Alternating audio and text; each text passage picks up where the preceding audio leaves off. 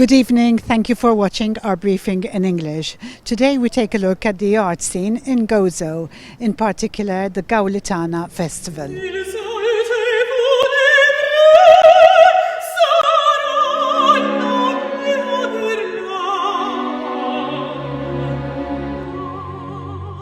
Coming for 2021, we had done some thinking, and thankfully we had planned that, for example, we base more on Malta-based artists. So we avoided the problem of having to book flights, then cancel, etc., etc. As from the beginning, planned that no physical opera would be held. And this permitted us to be flexible when last March new measures were introduced. We were due to start a hybrid festival, but we had to postpone. But that's the important thing. We could afford to postpone. The first part for this year's edition of the festival was virtually a cappella. Of course, Gaulitana is very much closely related to Gozo, so we had to create something that is related and that depicts Gozo the best form.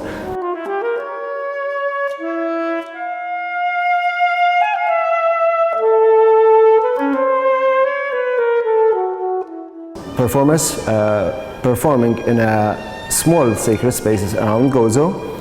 It was from chapels maybe less known in Gozo.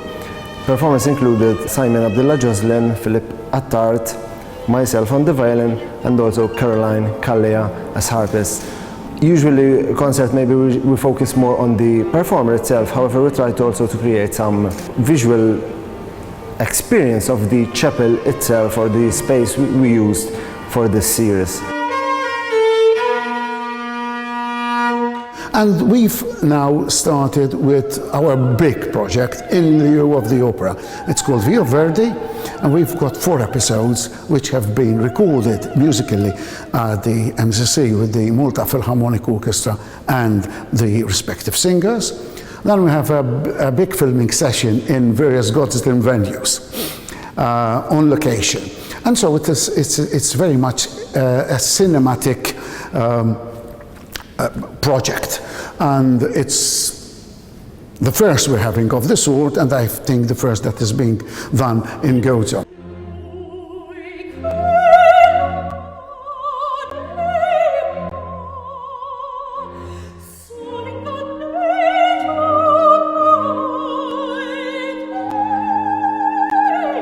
Gaulitana Festival came up with this really interesting idea of filming separate scenes from different Verdi operas, so the most popular of Verdi operas. And my scenes came from La Traviata.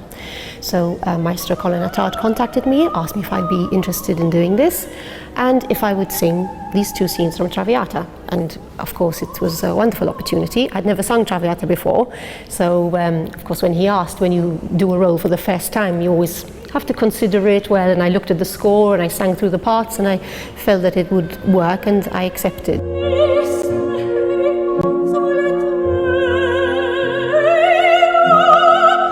Venues ranging from Heritage Maltese museums at the Cittadella, we had Palazzo Palina at the Change Hotel, we had Capuchin's Monastery and the Nunziata Valley, as well as the hall at the Aurora Theatre, and these gave us a very, very particular perspective. Colin also put together a wonderful team, creative team, led by Denise Mulholland, who is a wonderful director, who I've worked with many times over the years, in fact, very good friends, so we know each other well. So the whole process was a really easy process because, again, I'm not used to filming in this way, obviously used to live performances, which we haven't had for a while.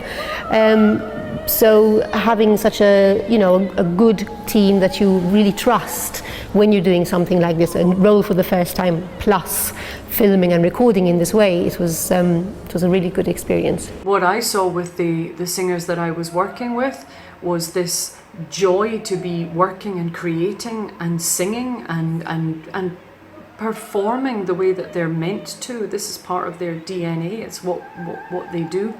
So I think it was a wonderful thing for Gaulitana to go ahead with this and to really tackle something very new for them.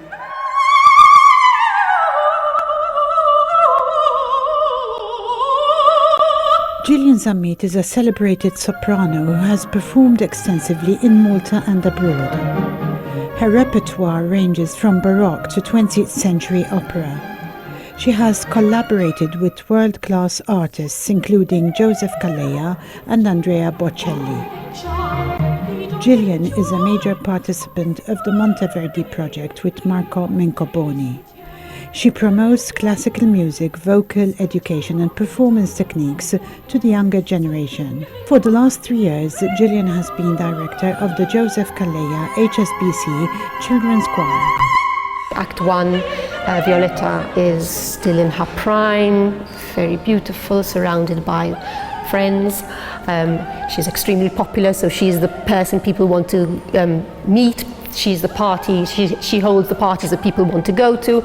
So very popular, extravagant parties, and the opening scene is set we've set it in the dining room. She's just had a dinner party and all the guests have left, and that was filmed at the Aurora Opera House in one of the beautiful rooms upstairs. So that was the opening scene.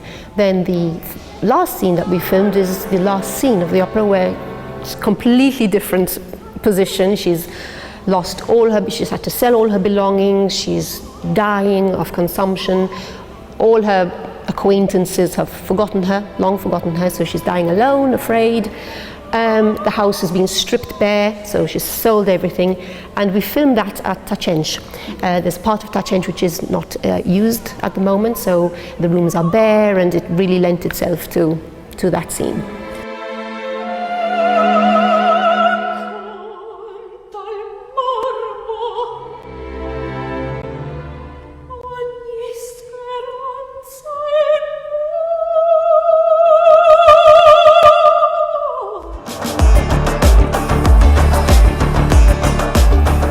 Azzopardi is one of the most sought-after fashion designers on the islands and abroad. Born and raised in Gozo, he graduated from Central St. Martin's in London and has won several international prestigious awards for his work in fashion design. He speaks today about what the Gaulitana Festival means to him and the uniqueness of performing arts, and in particular opera, that has become synonymous with Gozo.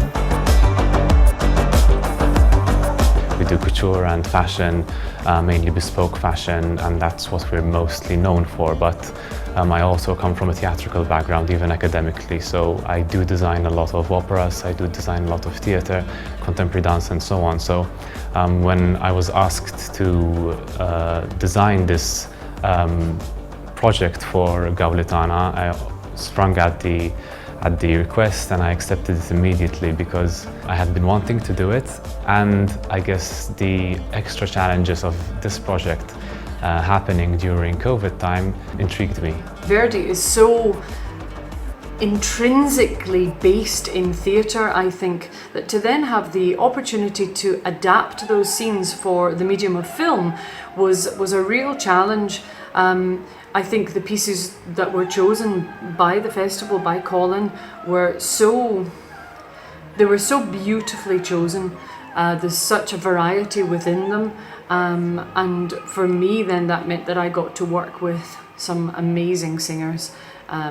Without exception, every singer brought something wonderful to the task, and it was just an absolute pleasure to travel to Gozo and to explore Gozo and work in these wonderful settings and locations and bring these scenes to life and hopefully bring something a little different to them in a way that perhaps one wouldn't get by going to the theatre to watch them. Maybe we were able to find something that was a little different, not better, but not worse, something that was just different.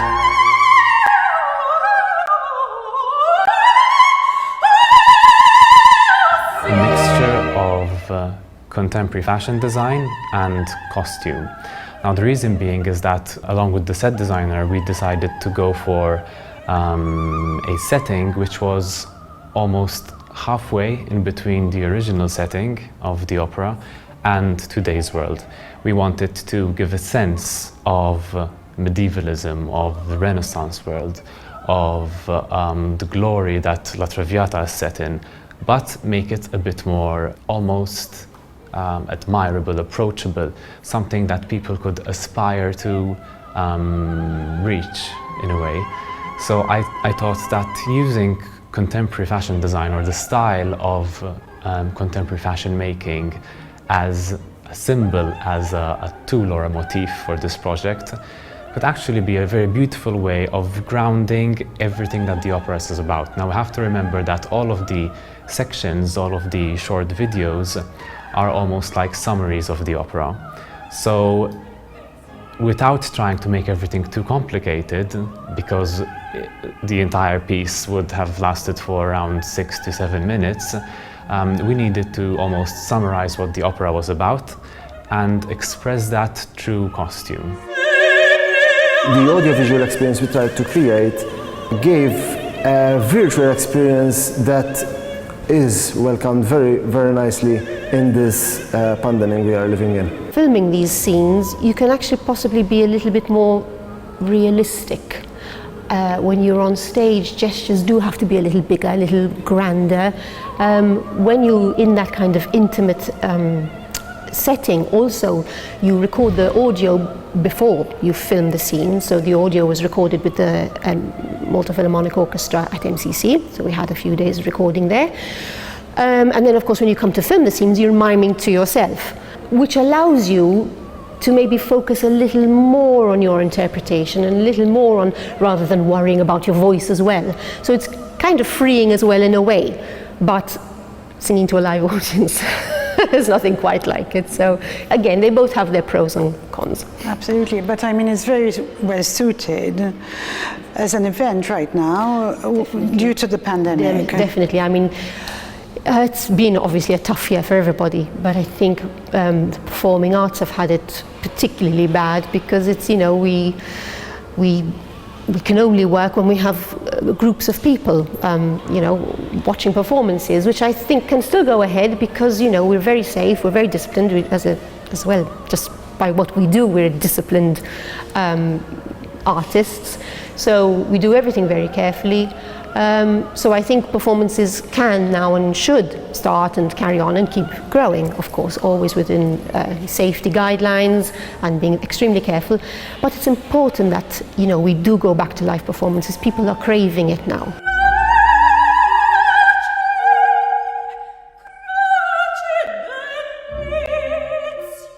My favorite one would be the one used for La Traviata. It was worn by soprano Gillian Zammit. I love working with Gillian. It wasn't our first time. I think Gillian gets how clothing needs to move or needs to behave on stage or in front of the camera.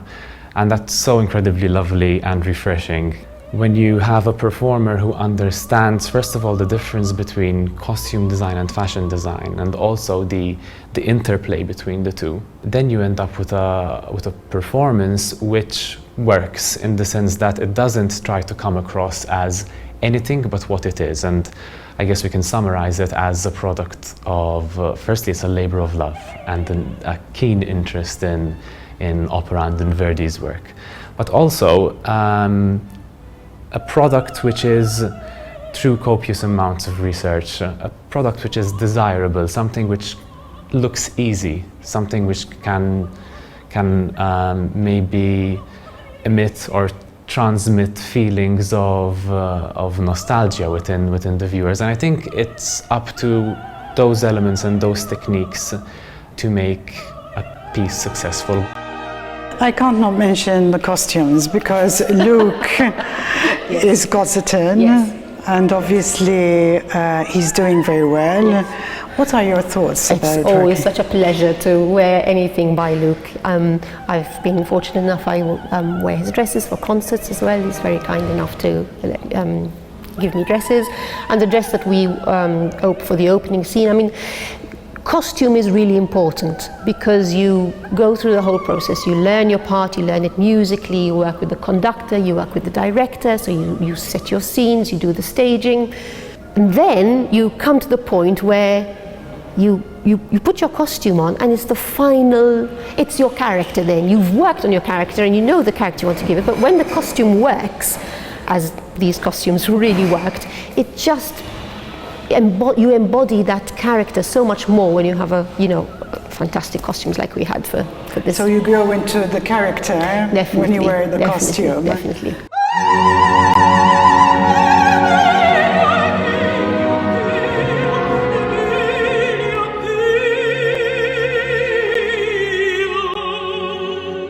Italian-born Monica Zanetin won numerous prestigious awards for her wide range of opera roles since graduating from the Benedetto Marcello Conservatoire in Venice.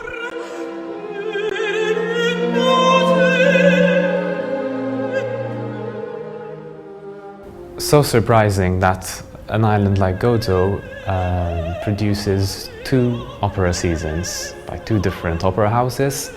And then there's the off-season opera, such as the Gaulitana Festival. So for an island to produce at least 3 operatic pieces, sometimes 4 a year, is, I would say, outstanding. Because it not only is special, but when you look at the finished result, it's so highly polished and it's so elevated. And I think what's most special about it is that it brings together amateurs, in the sense that people who might be technically very talented but do not get paid for their work, they volunteer. And on the other hand, the best singers, the best directors from all over the world. And this context wherein sort of 2 bodies coming from different spheres operate together, I think is a way forward for many of the voluntary organizations, especially those involved in culture. And hopefully that we can keep promoting Gozo through cultural events, because it's our pleasure to associate an event with the Gozitan perspective from the broader aspect. We're very happy that we're reaching to international audiences, and with great satisfaction I must say that we're sort of exporting Gozo to other countries. I must say that the first series, Virtually a Cappella, reached more international audience than locally, and especially Italy. And of course this fills us with pleasure, because we're not just showcasing music to locals, but also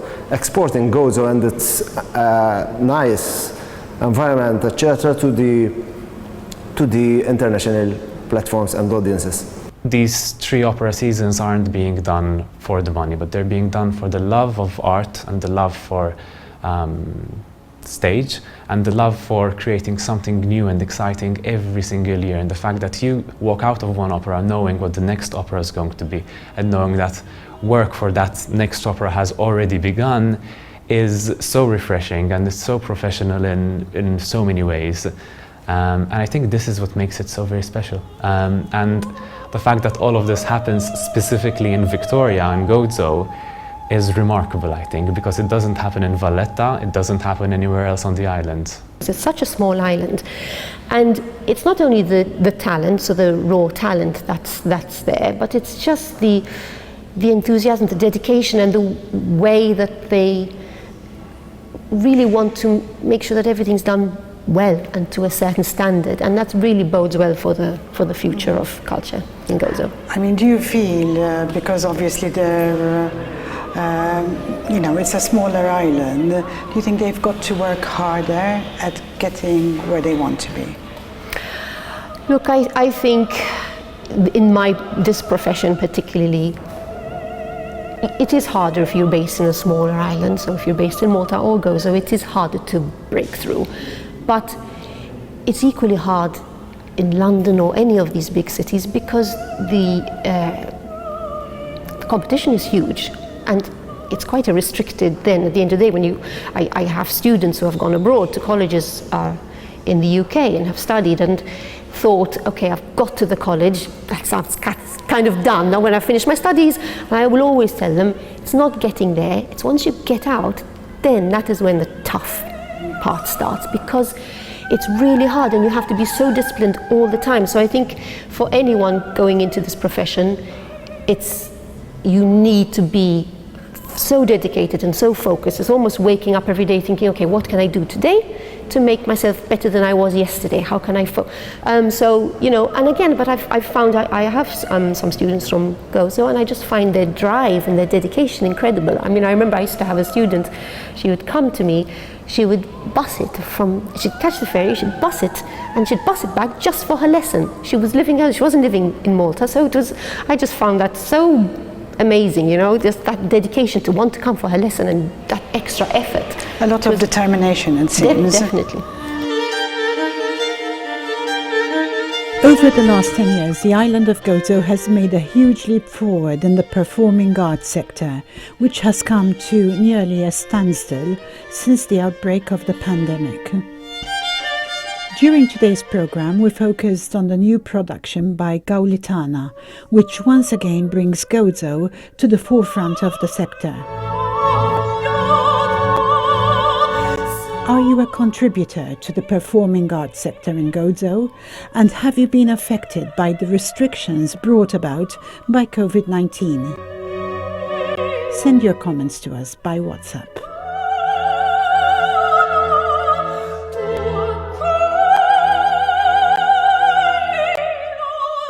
Community-based organizations normally have projects ingrained in the social program of events.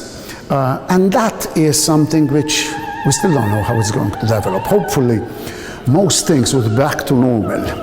But we need to be forward-looking and positive.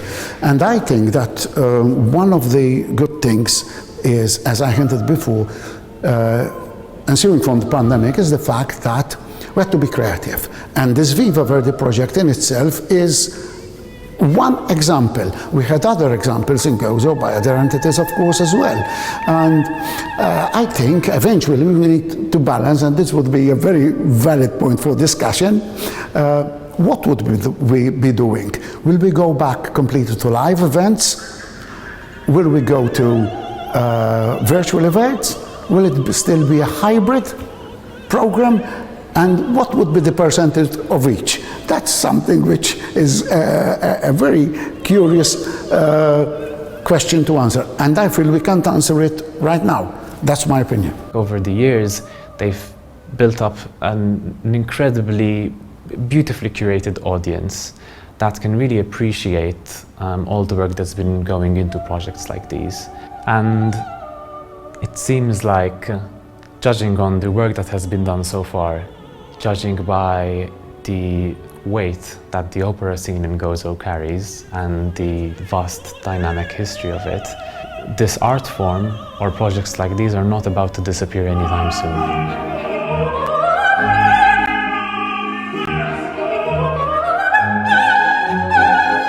Thank you for watching our program tonight. I'm Leah Hogg for Net TV. Should you have any comments, please send them to the number that appears on the screen. Good evening.